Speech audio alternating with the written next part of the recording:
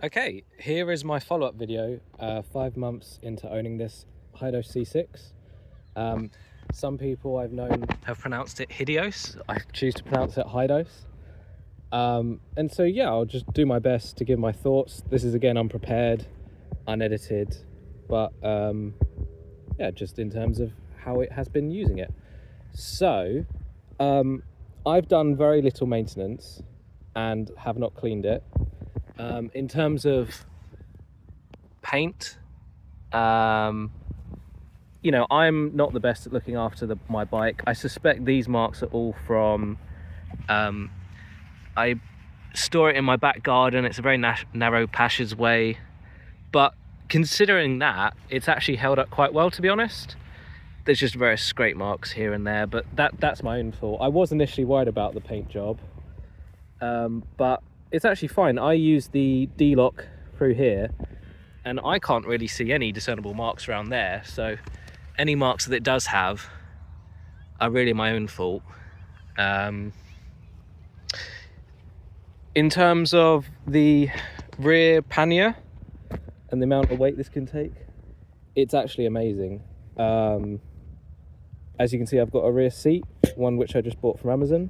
It actually just clips together with 2 fastenings, and it works really well.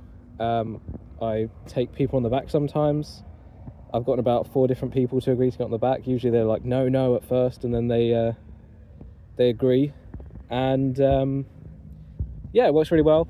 To get rear foot pegs on it, bit of a nightmare really. I suspect you could put BMX style ones. I haven't tried that yet, but everything else you can see here, I tried to fit one, but it doesn't have anything to latch onto, so it just ends up sliding down and going into the wheel really. It's meant to like come out, but yeah, but I mean, it doesn't really, people can put their feet in various spots. They just kind of rest one there and kind of put one in there. Like, it's not really an issue. Getting the rear battery in and out, it's actually really nice, to be honest. It's actually so easy to just, there's a little lever here, just lift it up. You have to undo that seat because that gets in the way. Turn the key, so there's unlocked, off, on. Turn it all the way to unlocked and just drag it out. I can do it with one hand, there you go. And then you can actually just drop it back in, and the weight of itself dropping it back in, it's quite hard to do one hand. Should secure it and then turn the key all the way back on to turn it on. And then close the seat clasp. That takes seconds, and for me, you know, I'm storing this in a shed, so being able to take the battery out and charge it inside is actually a lifesaver. And it's surprisingly light. Surprisingly light battery. I had a self-made e-bike before, and that was way heavier. So yeah, in terms of buying a replacement battery, I saw some people ask questions about that. I don't think Hidoes themselves yet do any replacements. They might do in the future because they do for their other models. Someone did comment on the previous video asking if there are any. I managed to find one which looks like it would fit. I've yet to buy myself a battery and see if it will fit, but it's a very generic style charger. The only thing I would draw your attention to, if you are looking on eBay and looking at similar batteries, you can see it's like a 1 barrel style pin. I don't really know how to describe it, but other ones they charge with it's an XLR cable. If you look up XLR cable, you'll see what I mean. It's like a 3-prong connector. So I don't know whether this means that the battery itself will be different or not, but maybe try and find one with the same if you are trying to find a replacement battery. And you know what, I'll be really nice as well. I'll show the bottom of the battery so you can, oh, right. So that's what the bottom looks like as well. So if you can try and find a similar battery to that, the model is a Yaichi, but it doesn't come up with anything. So yeah, you'll just, it'll be a generic brand, and I'm sure you will be able to find one which, you know, as I did, I think managed to find one that was suitable. Anyhow, I digress. In terms of actually using it, really good, really enjoyable. You do notice I still notice, having come from a bike with suspension, there are some particularly nasty speed bumps around where I live, but it's fine. Honestly, to be honest, it just force of habit. I just get out of my seat every time there's a bump coming up, like a massive speed bump, sit back down. It's fine. You can climb curbs and stuff because it has such nice fat tires. Bringing me on to the tires, I have replaced both inner tubes. I suspect, again, I like to jump curbs quite hard. I suspect the back wheel was my fault, and the front wheel again was probably my fault, because the pump I have, it puts like a lot of strain around this area, just going back and forth, and I think the valve in the inner tube went. They probably don't come with the core frame of this bike is very well built. As I say, get people in the back.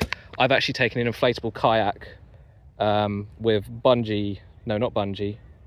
fasteners, whatever they're called, ratchet straps on the back. And the front, I think it suggested 5 or 10 kilograms, but that's quite cool as well. You can see I've got bungee cord here. But yeah, the actual core of the bike is very strong. I would say where they've cheaped out and how they've managed to get it so cheap, because I paid £750. I think these days I've seen it advertised for 500 even, brand new. Is I would suspect they've probably cheaped out slightly on the inner tubes, and suspect the brake pads, because I've had it about 5 months now and they've kind of worn. I need to get them changed, but I am using this bike very frequently. And riding it quite hard, putting it through its paces. But apart from that, all the other components are really good.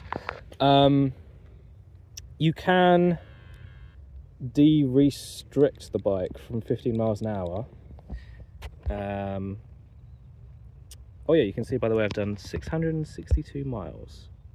You can de-restrict it. There's a code you put in. It's on Hidoes' YouTube channel. I think it's 1313. Enter, and then you can change a bunch of settings. So you can de-restrict it up to 20 from 15, but after 20 it'll cut out. At that speed you can't pedal, so it's a trade-off. I don't imagine you would like to pedal. What I mean by that is you're actually doing nothing. There's no, you're not actually moving the bike along at that speed. You're just moving your feet around for the sake of it. Yeah, so you can de-restrict it if you want. But to be honest, I am very happy with the bike. The rear light, I identified initially that I thought that was going to be an issue in terms of it being a bit annoying. I've changed the battery in it once. It's actually triple A cells, I believe. I thought it'd be button cells, so I bought button cells. No, it's triple A. And I think in theory you can get it off without unscrewing the bolts, but I in the end unscrewed the bolts, hence why it's actually a bit loose. I need to tighten that. But yeah, all I've done is replace the inner tubes. Again, I think both times it was really my fault, to be honest, but maybe the ones they come with are slightly substandard. Having a front light is amazing. I love not having to take one to get it charged each time, take it off the bike. I think, again, I need to tighten this because I kind of want it higher to be able to see. I like riding in pitch black, and so to be able to see really far ahead. But it's nice and bright, really nice and bright. And yeah, to not have to charge it is amazing. I'm trying to think what else there is to say, really. Yeah, it's just quite nice to have quite a reliable bike. Well, a really reliable bike, really. I've done nothing to it apart from buy the seat, replace the inner tubes. Yeah. And for anyone who's curious, I'll just ride it around a bit so that you can see what that's like.